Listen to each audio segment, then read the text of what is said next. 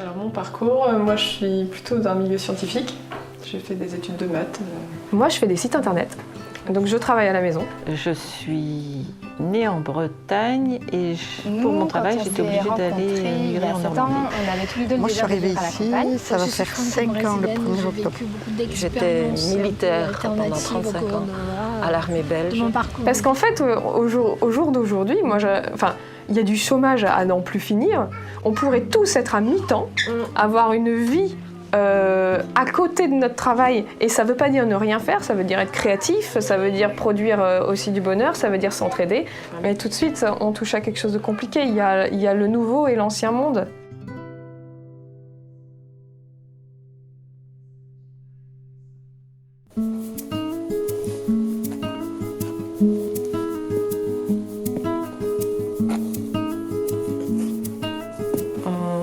On habitait en région parisienne à ce moment-là. Et il y avait un double effet où mon métier perdait de sens, n'avait pas de sens pour moi, et à la fois le cadre de vie ne correspondait plus, avec en plus 2 enfants en bas âge, de grandir dans du bitume, coupé de la nature, ça correspondait plus à ce qu'on voulait. Donc il y a eu l'envie de revenir aux racines et près de nos familles en Bretagne, et du coup c'est comme ça qu'on est venu par ici, mais à ce moment-là, pas avec forcément l'idée de monter un éco-village. C'était l'idée de revenir plus proche de la nature, un cadre de vie plus nourrissant. On voyait de plus en plus de choses qui nous plaisaient et on se disait mais en fait on ne pourra jamais faire tout ça tout seul. Et du coup on a commencé à chercher un peu des réseaux de gens qui feraient ça, un village à plusieurs, avec une ferme ou plein d'autres choses autour. Et le projet s'est vraiment monté après du coup de façon collective où chacun amenait ses rêves, ses envies. Et du coup c'est devenu encore plus gros que tout ce qu'on avait pu imaginer. Et voilà. Et après tout va super vite. Et ça se passe clairement pas comme on voudrait que ça se passe. Et y a une première étape en fait où on se cherche, c'est-à-dire qu'on rencontre beaucoup de gens qui sont intéressés mais pas forcément prêts à passer beaucoup d'énergie dedans. Donc en fait ils viennent à une réunion, puis 15 jours après ils sont plus là. Et voilà, pendant 4 mois quand même on a vu presque, je dirais 60-70 personnes quand même qui sont passées par la maison. Et au final, au bout de 3-4 mois, on s'est arrêté à 6.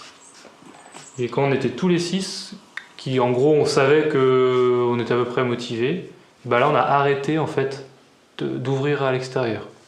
Et on a écrit à 6 le projet jusqu'à la fin de l'année, quoi.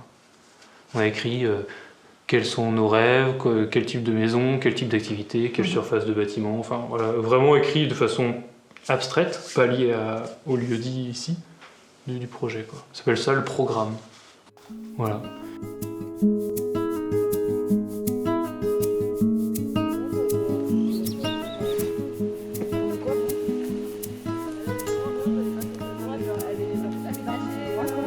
On a visité plein de lieux. On est tombé dans un lieu qui nous a beaucoup plu. Le projet était magnifique, le lieu était très beau, c'était en Bourgogne. Et puis on y a passé un peu plus d'1 an.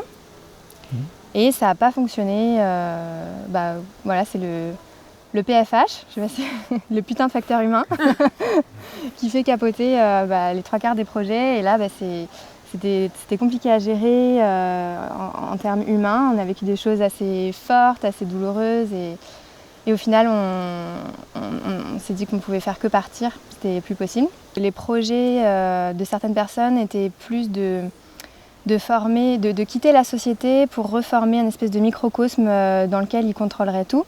Et nous, c'était pas du tout le but. On voulait vraiment vivre chez nous, mais avec des voisins avec qui on partagerait plein de choses. Et là, on était en train de se faire enfermer dans une espèce de dictature un peu écologique, un peu jusqu'au boutiste, où on s'y retrouvait plus du tout, on n'avait plus aucune liberté, on n'avait plus de possibilité d'avancer, de prendre des décisions en collectif. Et on ne pouvait plus, tous les outils de gouvernance partagée qu'on avait adoptés grâce à l'Université du Nou et au Colibri, on ne pouvait plus les appliquer. Du coup, on est parti et le projet, tous les habitants sont partis. Et, voilà. En fait, ce qu'on voulait, c'était de ne plus être dépendant d'un système basé sur le pétrole et être en sécurité si jamais les sources d'approvisionnement extérieures venaient à se tarir. Et ça, on l'a retrouvé ici. On a un petit potager qui produit quelques légumes, mais ce n'est pas notre source d'alimentation la première. Ce qui nous plaît ici, c'est qu'on a un réseau de personnes autour. Il y a une boulangère qui fait sa farine et son pain, il y a des maraîchers qui font leurs légumes, il y a des éleveurs qui font leur fromage et leur lait.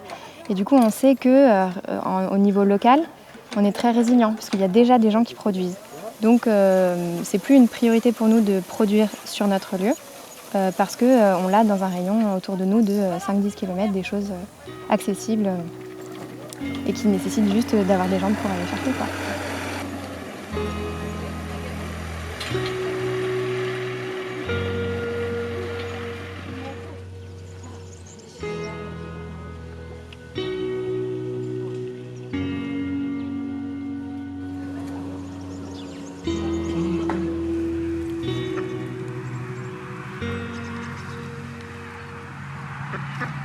Je crois qu'il y a autant d'écolieux et d'écovillages qu'il y a d'écolieux et d'écovillages en fait. Mais pour nous, c'était vraiment essayer de trouver un lieu dans lequel l'humain et l'écologie existent et soient pris en compte, à la fois dans un cadre collectif, mais également dans un cadre individuel. Un écolieu éco-hameau, c'était loin d'avoir, on va dire, la visibilité que ça a aujourd'hui. Parce que c'est vrai que c'est quelque chose qui s'est beaucoup développé dans ces dernières années, pour plein de raisons. Et c'est vrai qu'il y avait encore cette vision, je pense, très années 70, de cette communauté qui vient, un peu sectaire, un peu hippie, un peu machin, un peu truc. Et voilà, je pense aussi que quand on veut noyer son chien, on dit qu'il a la rage. Donc si tu veux dire que oh là là, c'est une secte qui va s'installer, des hippies fumeurs de pétards qui vont vivre sous yourte, qui vont pas payer leurs impôts, qui vont être financés par l'État, oh là là mon Dieu, pss, pss. Voilà, donc il y a tout ça qui s'est colporté comme ragot pendant un temps. Puis petit à petit, en voyant qu'on tenait, je dirais, la ligne administrative, légale, qu'on faisait les choses dans les règles, les gens ont vu que finalement ça avait pas l'air aussi bizarre que ça, et que donc petit à petit, les craintes, on va dire, des gens sont tombées. Et que le noyau dur de ceux qui ne voulaient pas qu'on soit là, en fait, s'est restreint de plus en plus jusqu'à finir par abandonner, faute d'arguments, quoi. Donc, quand on a commencé réellement à vivre sur le lieu, à ce stade-là, on n'avait encore établi aucune règle, parce que le groupe n'était pas complet. Et dans notre tête à nous qui étions déjà présents et déjà impliqués, on attendait que le groupe soit formé pour établir nos règles de vie collective. Il s'est avéré qu'une fois qu'on a été plusieurs foyers à commencer à vivre sur le lieu, on a dû affronter des problèmes relationnels qui ont duré de 1 à 2 ans. Et qui ont abouti en fait au départ de 2 foyers. Et puis qui nous ont montré que fallait qu'on cadre un certain nombre de choses parce qu'on n'avait pas en fait les outils pour pouvoir gérer ce type de problématique.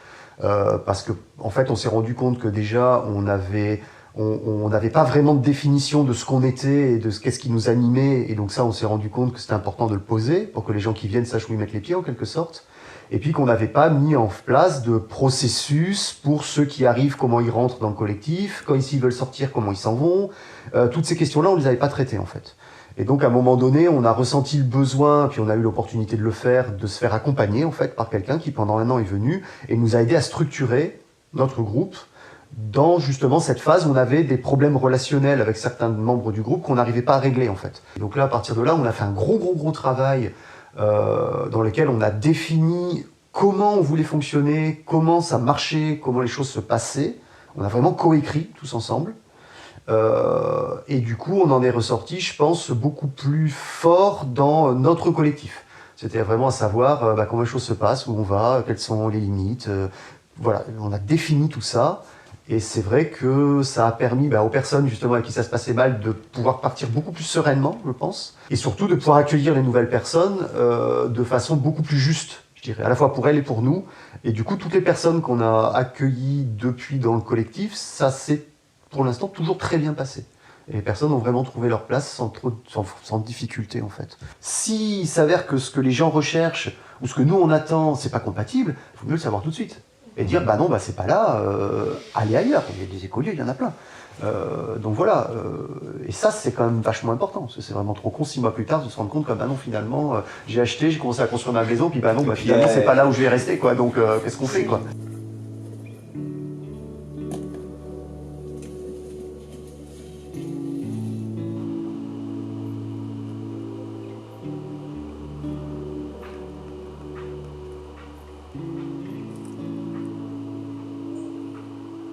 On a choisi de travailler en gouvernance horizontale.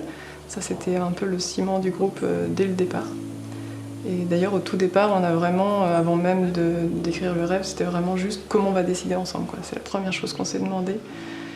Ça faisait même pas un mois de réunions qu'on s'est dit, bon, comment on décide, comment on prend la parole ensemble, voilà. Et ce système de gouvernance entraîne des conflits.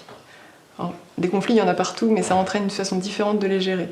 C'est-à-dire que quand on est en gouvernance classique, verticale, il y a quelqu'un qui vient à chaque conflit trancher et dire bon, c'est toi qui as raison, c'est toi qui as tort, voilà comment on règle les choses.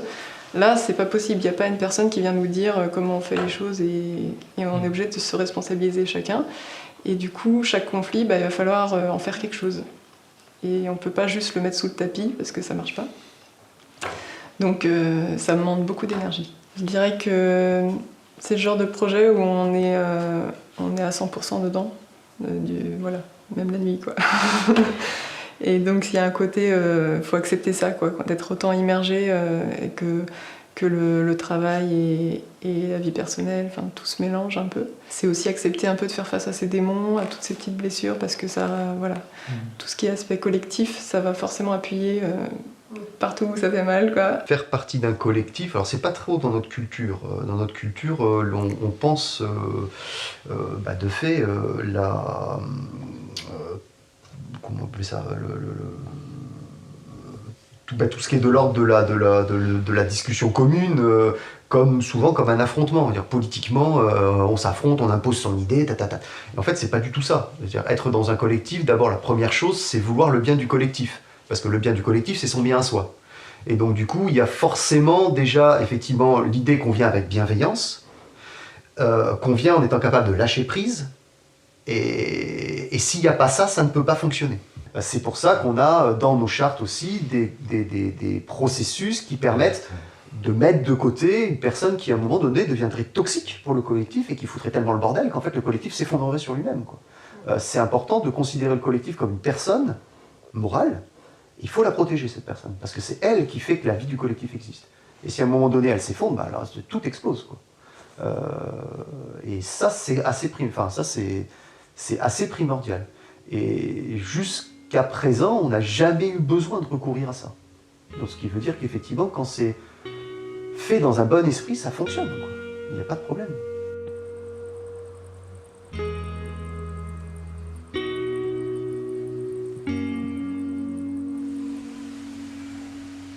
Il peut y avoir des villages, des éco-villages qui vont se fermer sur eux-mêmes, et c'est souvent parce qu'ils sont dans une logique du contre. C'est je suis contre le système, j'ai peur du système et j'ai envie de trouver un lieu de vie qui soit différent, et du coup je me protège et je fais ma petite bulle. Et en fait, nous c'est tout le contraire, quoi. De ce point de vue, on a toujours voulu être avec. Et du coup, on va au contraire trouver des moyens de dialoguer avec tous les autres autour, quoi, sans se dire est-ce qu'il vit comme moi ou pas comme moi. S'il vit pas comme moi, non, je lui parle pas, non, ça marche pas, ça, c'est pas intéressant.